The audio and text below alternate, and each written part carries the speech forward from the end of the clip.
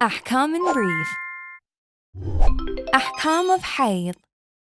Almighty God has created the female to be capable of carrying the loftiest creation, another human being. He has designed the anatomy of her body to suit this purpose. According to the Islamic laws, the female body can experience three status: Haydh, or the monthly period, Istihada, and Nifas. In this episode, we will explain Haydh and its rules. Before we begin, let us review the responsibilities of a woman in Haydh. It is not permissible for her to perform the acts of worship that need tahara, such as the daily prayers, fasting, i'tikaf, and tawaf. She must make up for the fast she missed due to Haydh. It is not required for her to make up the missed daily prayers. She is not allowed to touch the writing of Quran or the name of Allah. She is not allowed to enter Masjid al-Haram in Mecca and Masjid al-Nabi in Medina. For other mosques and shrines of the holy imams, peace be upon them, she can cross or traverse through them, but without lifting away or placing anything there. She is not allowed to recite the verses of the Holy Quran that have wajib sajda. These are the surahs Najm, Alaq, Sajda, and Fussilat. She must not have sexual intercourse. In most cases, a divorce cannot take place during Haydh. At the end of her Haydh period, to become tahira, she has to perform ghusl. So when is a lady considered to be in Haydh? There are 5 essential conditions for a woman to be in the state of Haydh. First condition, to have blood discharged from the womb. This blood is usually warm, black or red in color, and is discharged with a pressure and a little irritation. Second condition, it should be seen between the age of puberty and before menopause, which is by reaching 60 Hijri years. Third condition, there should be at least a 10-day gap from when her previous Haydh finished. Fourth condition, the discharge should continue for at least 3 days and the maximum duration for the Haydh is 10 days. Fifth condition, the discharge of this blood should flow continuously for the first 3 days.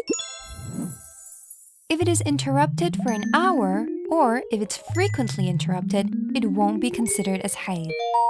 But if the interruption is very little that women do not usually consider it such, it will be Haydh. So, as we said, for a lady to be sure that she's in Haydh, she has to see the discharge for at least 3 consecutive days. The question now is, how should a lady count these 3 days? Is it by hours? If the blood appears during the daytime, which starts from morning adhan, the counting will be by hours. So in this case, the Haydh for her should continue 72 hours from the starting hour.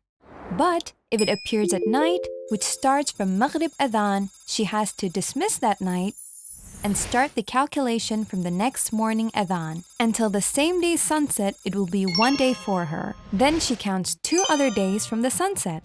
So on the 3rd day's sunset, her 3rd day will end. In this way, she will be certain that she is in the state of Haydh. A question: is there another way to know the status rather than waiting for 3 days? Since most ladies have habitual cycle, it will be easier for them to recognize the start of Haydh by determining their pattern or cycle. The types of habits. Habit of duration. Those for whom the duration of Haydh was the same in 2 cycles. For example, in each cycle, she had the Haydh for 6 days. Habit of time. Those for whom their Haydh starts at a particular time for 2 cycles. For example, each time she has it on the 20th of the month. Habit of time and duration. Those whom Haydh starts on a specific day and continues for similar duration for 2 cycles. And there are 3 types of people with non-habit cycle. Mubtadi'a, or a beginner, is one who sees the blood for the first time. Mutariba, or disordered duration, when a woman has the Haydh but doesn't have any pattern or habit. Nasiya, or forgetful, is one who has a habit but has forgotten its pattern. As we said earlier, identifying these habits will help a lady to know the beginning of her Haydh. To know the beginning of Haydh.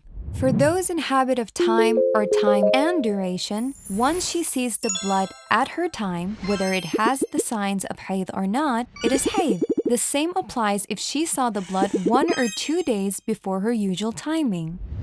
For those in habit of duration, the beginner or the disordered, if the discharge has the signs of Haydh, meaning it was warm, black or red, and with irritation, it is Haydh. If the blood doesn't have the signs of Haydh, like being pink or light brown, then for 3 days, she has to take precaution. Precaution here means to follow the rules of both Haydh and Istihada at the same time. So she has to perform the duties of Istihada, like fasting and praying, with the needed ghusl and wudu. And she has to refrain from the forbidden acts for Haydh, like sexual intercourse or sitting in mosques. Also later, she has to make up for the fasting days. Question: what if the discharge was disrupted during Haydh? If a big interruption occurs during the first 3 days, then it won't be considered Haydh, but a minor interruption can be ignored. However, if she had Haydh discharge for 3 days without interruption, then for example, it stopped for 1 day and then started again till day 10, it's still considered Haydh. For those days which discharge was paused, she has to take precaution and refrain from forbidden acts for a lady in Haydh and perform her obligatory regular duties. Knowing the end of Haydh. During the 10 days of Haydh, if the blood discharge stops completely, then the period ends.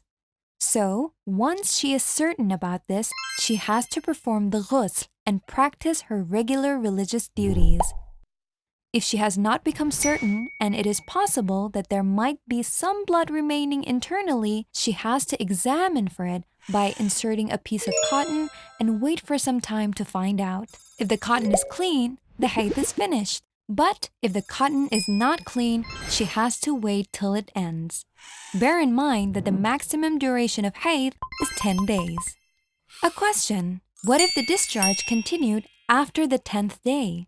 If the discharge continued for more than 10 days, the lady has to review the status of the previous days in order to distinguish between her Haydh and Istihada days. How does she do this? This issue has a lot of details and you can find these in the Islamic laws book, but knowing some general guidelines will help you to find your answer easier. Guideline number 1. Referring to the habit. This means the lady of habit of time goes back to her very specific date, and if the date that blood was seen is compatible with her date, then that's the beginning of her Haydh. And for the lady of habit of duration, the number of Haydh days will be equal to her duration number. Guideline number 2. If the previous guideline didn't help, she has to check the signs of blood seen on each day. If the signs varied, those days that are similar to Haydh are Haydh, considering that any discharge to be considered as Haydh should last at least 3 days and a maximum of 10 days. Guideline number 3. If the signs of the blood didn't help either, she should consult her relatives. If the female members of her family have a similar duration, she should follow their pattern. Guideline number 4. If the family members have different durations, then in every month, she is free to choose a number between 3 to 10 days as Haydh. It is mustahab or recommended to consider 7 days as Haydh.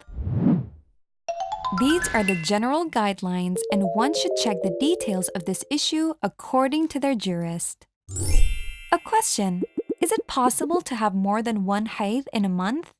Between 2 cycles of Haydh, there should be at least a 10-day gap. So, if during a month, she has 2 cycles and both had the signs of Haydh, and there is a 10-day gap between them, both are Haydh.